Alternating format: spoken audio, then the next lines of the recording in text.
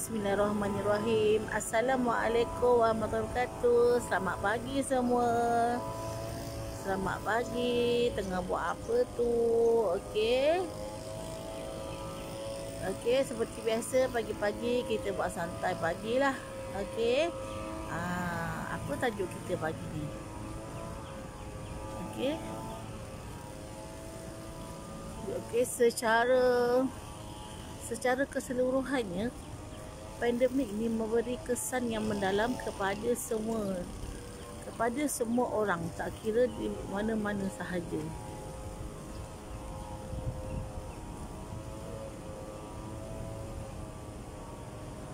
Okey, pandemik ni pasti akan berakhir. Tapi kesan-kesan trauma disebabkan oleh pandemik, ramai yang menanggung rasa. Jadi kita semua kena bangkit dengan komited. Okey, supaya kesan-kesan daripada pandemik ni tidak menjadikan kita seorang yang lemah. Kesan-kesan daripada pandemik tidak menjadikan kita seorang yang tak bangkit-bangkit.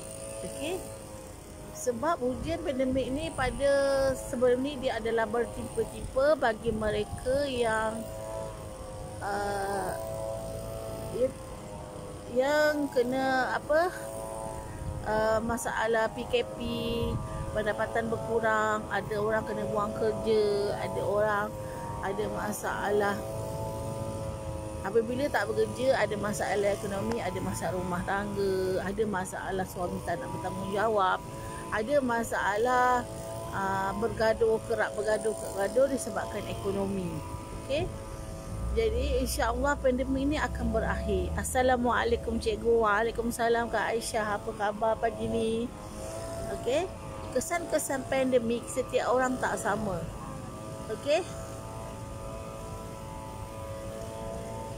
kesan pandemik pada setiap orang, pada setiap keluarga tidak sama.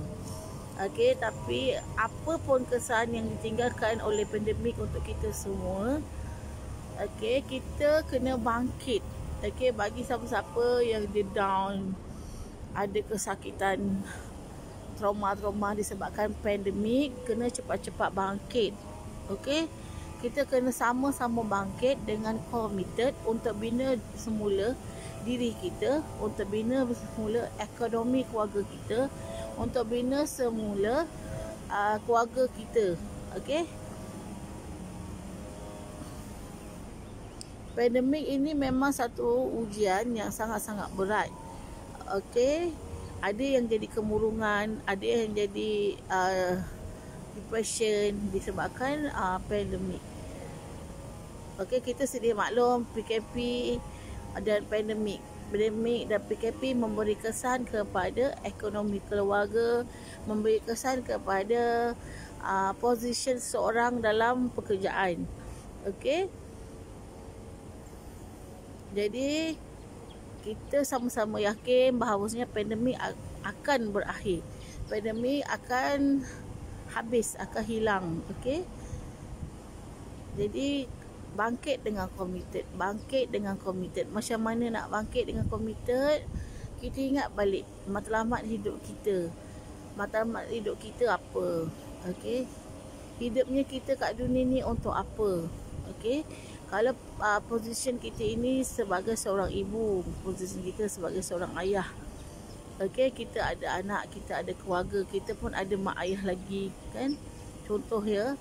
Jadi kita kena bangkit sekuat-kuatnya dan kita mula kena tulis balik matlamat hidup kita. Kita kena tulis balik amanah yang kita ada, dan kita kena tulis balik apa yang patut kita buat, step by step yang kita perlu buat untuk kita bangkit. Kena tulis. Okey, bukan kata sekolah je kena tulis. Kita yang dah dewasa ni bagus sangat untuk menulis. Bila kita menulis, kita akan bantu untuk diri kita selari dengan kita punya matlamat. Kita boleh bantu kita punya mind kita untuk terima signal yang betul dengan kita punya fizikal kita. Okey, Fizikal, emosi, dia ada 3 ESQ, dia kena selari. Ya, kita punya apa yang kita cakap, apa yang kita rasa, apa yang kita buat, dia perlu selari. Macam mana permulaan untuk jadikan ianya selari adalah kita mula menulis. Kita mula berfikir, kita mula menulis dan kita mula memberi signal kepada diri kita untuk betul-betul sedar, untuk betul-betul terima perubahan-perubahan yang kita hendak lakukan untuk bangkit. Okey. Setiap hari kita kena bangun dalam keadaan kita ada mission. Setiap hari kita kena bangun, kita nak ada niat, kita nak bahagiakan siapa. Kelebihan kita membahagiakan orang, kelebihan kita memberi deposit kasih kepada orang, insya-Allah rezeki akan datang. Okey, kita akan menarik sebanyak-banyaknya kebelimpahan ke dalam hidup kita, dalam keluarga kita. Assalamualaikum cikgu, tengah mengurut. Waalaikumsalam, tengah mengurut. Alhamdulillah. Okey, ni sahabat Instagram Syahada ada, apa khabar? Okey, jom kita bangkit sama-sama. Setiap orang, setiap keluarga dia pasti ada ujian masing-masing dan pasti terkesan dengan pandemik.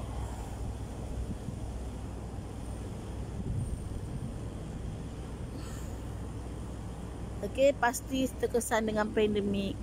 Bagaimana kita nak memudarkan kesan-kesan trauma daripada pandemik? Okey. Bagaimana kita nak hilangkan kesan-kesan kesakitan disebabkan pandemik? Macam mana kita nak bangkit semula? Kita nak bangkit semula daripada kesan trauma daripada pandemik. Okey. Kita kena dalam keadaan yang kita sedar. Kita kena sedar. Ambil satu masa untuk me time. Okey, untuk bawa bertenang. Bila kita dalam stage bertenang, kita akan lebih clear apa yang tindakan yang perlu kita buat. Daripada step yang pertama, step yang kedua, step yang ketiga dan step yang seterusnya. Okey. Kita perlu bertenang. Okey.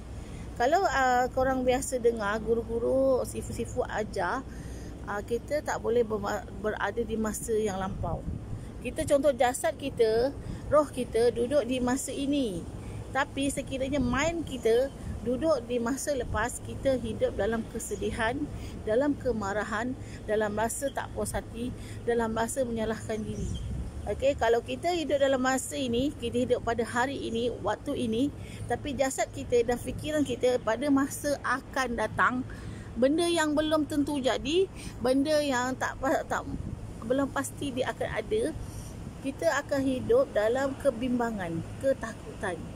Okey. Sebab tu bila kita nak mula bangkit, kita kena pastikan kita betul-betul dalam keadaan sedar. Yang sedar kita di waktu ini, jasad kita di sini, fikiran kita di sini, roh kita di sini. Okey, nikmati hari ini dengan terapi kesyukuran. Okey, syukuri diri, sayangi diri. Ambil me time untuk bawa bertenang dalam kita sedar. Dalam keadaan kita sedar dan kita tenang, baru kita boleh nampak betul-betul clear, betul-betul jelas apakah step by step yang perlu kita tulis. Dan kita akan nampak apa yang perlu kita buat. Okey, masa itulah insya-Allah idea-idea rezeki akan berlimpah-limpah. Assalamualaikum, selamat pagi cikgu. Waalaikumsalam. Apa khabar Siti Zabeda? Selamat pagi. Okey, kebanyakan, kalau tak semua pun ada banyak yang terapis daripada pendapatan dia sebulan RM10,000. Bila masuknya pandemik, pendapatan menjadi zero dan nak bangkit balik, pendapatan tu jadi naik RM1,000, RM2,000, RM1,000, RM2,000, RM2,000. Okey, jangan down. Kita kena sama-sama bangkit, bina semula diri kita, bina semangat diri kita. Dia paling penting mental kita kuat, semangat kita kuat. Okey, Bila kita dalam keadaan stage yang kita semangat kita kuat, kita positif, energi kita tinggi, kita jadi orang yang lapang dan mudah untuk berfikir. Bila kita dalam keadaan mudah nak berfikir, kita akan nampak jalan yang jelas. Macam mana kita nak bina semula strategi supaya boleh target pendapatan keluarga kita meningkat dan meningkat. Okey. Jadi kita sama-sama kena bangkit. Okey, bukan jangan rasa keseorangan, jangan rasa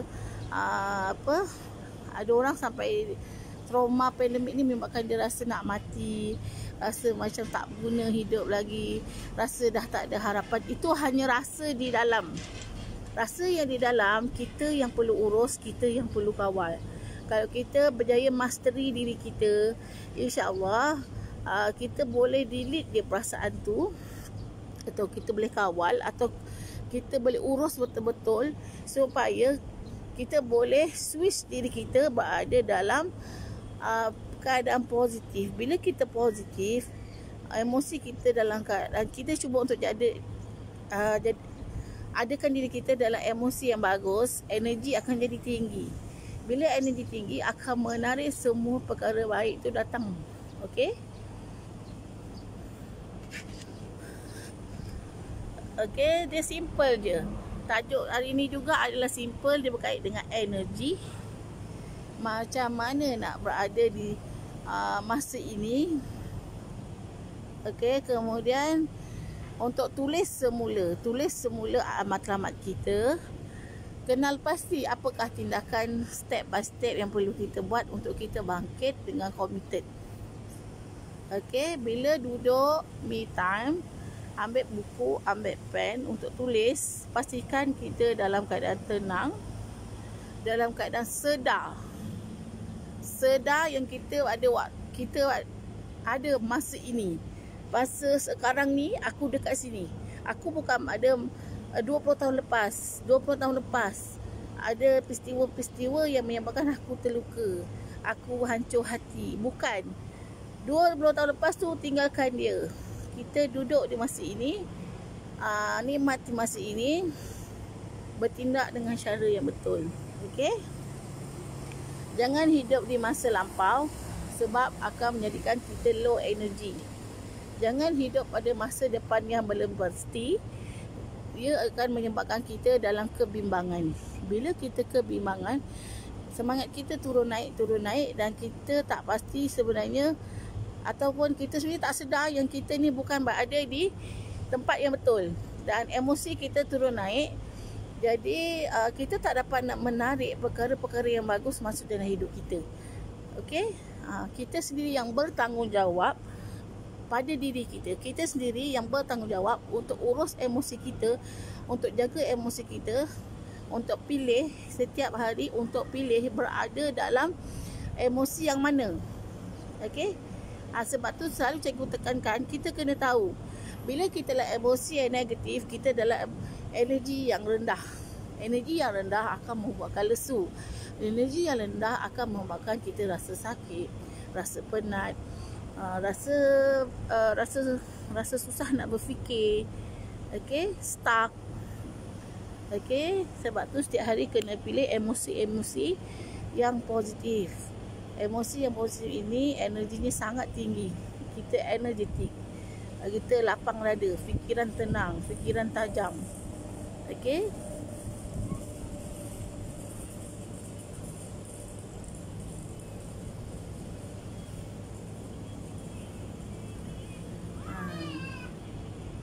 Okey, siapa yang join pagi ni, minta korang share kepada 5 atau 10 grup supaya orang lain juga dapat manfaat yang sama seperti kita. Okey, kita sama-sama bangkit. Okey, bagi siapa yang ada masalah ekonomi keluarga, nak dibantu, korang boleh join kursus I Confident. Okey, upgrade diri, upgrade ilmu, upgrade pendapatan keluarga.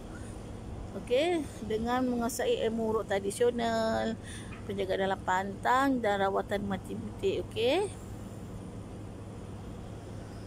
Okey, kalau korang ada kenal siapa-siapa yang dalam keadaan susah sekarang, dalam keadaan perlukan pendapatan yang lebih besar, ataupun ada orang yang baru dibuang kerja, ataupun juga suri rumah yang mula nak bekerja, korang boleh cadangkan kepada mereka untuk join Kelab I Confident. Okey. Bangkit dan terus bangkit. Okey. Jangan sampai diri kita stuck sampai 3-4 bulan. Okey, jangan sampai kita stuck sampai setahun. Apa kesannya? Kesannya adalah kita akan jadi buntu dan kita tak nampak jalan mana yang kita boleh lalu dengan tenang. Okey, kalau kita dalam keadaan LDG yang sangat low, fikiran yang negatif, dalam keadaan putus asa, kita dalam keadaan yang buntu sebenarnya. Kalau kita buat keputusan dalam keadaan buta, buat keputusan dalam keadaan gelap gelita. Jadi redah punya redah, salah jalan. Okey, tak nak main redah je. Jangan main redah sahaja. Okey. Siapa ni? Siti no? Nak join live kita ke? Siapa ni? Tertekan ke memang tekan? Siti Nur apa ni?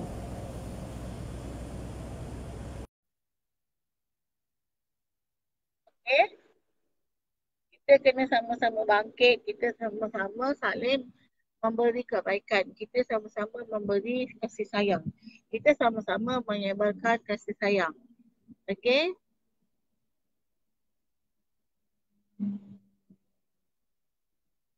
Okay. Pandemik ni bukan satu benda yang orang kata biasalah tu. Tak kan? Siapa yang merasa kepedihannya, siapa yang merasa kesan daripada pandemik ni, dia tahu betapa beratnya ujian pandemik ni. Betapa ujian ini, kalau kita tak kuat dari segi mental, kita tak kuat keimanan, kita akan jadi orang yang menyalahkan takdir. Kita akan jadi orang yang nak marah-marah. Tapi sekiranya emosi kita kuat, kita selalu usaha untuk dapat keimanan dan keimanan kita ni duduk dalam stage yang bagus. Fikiran kita akan percaya dengan kuat bahawa pandemik ini adalah sesuatu ujian yang hikmahnya sangat besar. Assalamualaikum, teacher dekat mana tu? Dekat sungai. Dekat sungai Kemaman.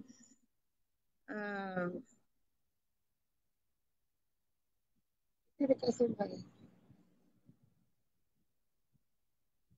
Sungai Bandar Cukai. Okey, kalau korang nampak kat sana tu ada orang korek-korek pasir.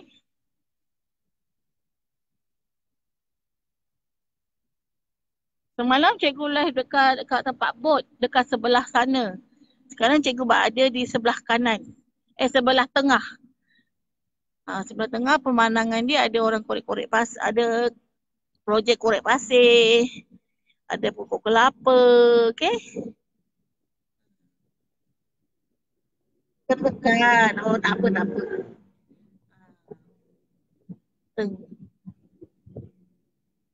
Okey, Kak Siti sihat ke pagi ni Kak Siti?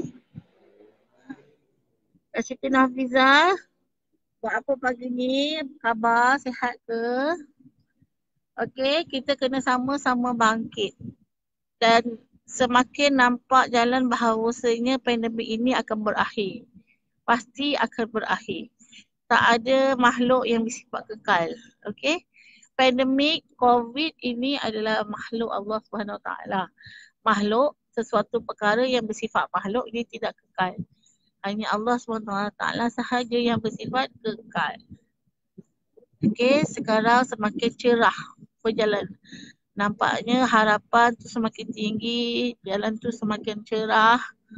Pandemik tu akan berhenti kan? Okey. Jadi seperti biasa kita kena tahu emosi kita. Kita kena tahu nak pilih emosi. Kita boleh switch emosi kita. Kita boleh switch emosi kita daripada negatif kepada positif.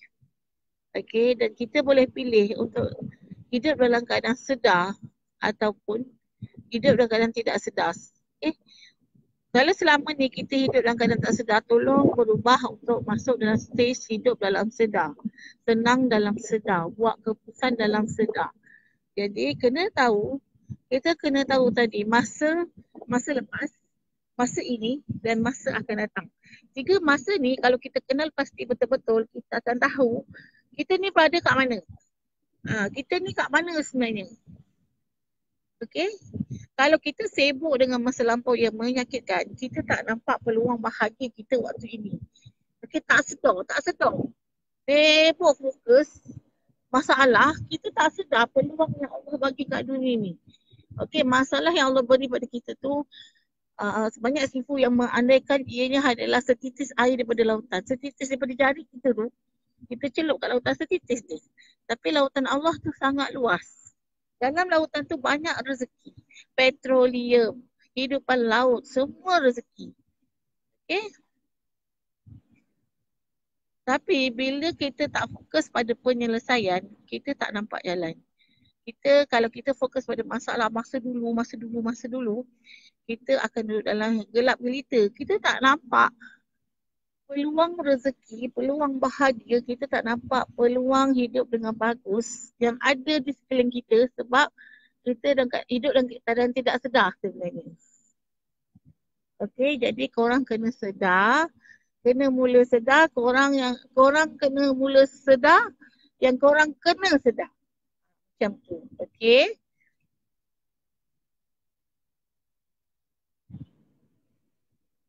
Okey, kalau guna teknik sesimpel ini korang tak boleh, korang kena buat beberapa terapi. Okey. Ada 3 atau 4 terapi yang perlu diamalkan setiap hari untuk bantu kita berlapang dada. Bila kita berlapang dada, otak kita pun lapang, hati kita pun tenang.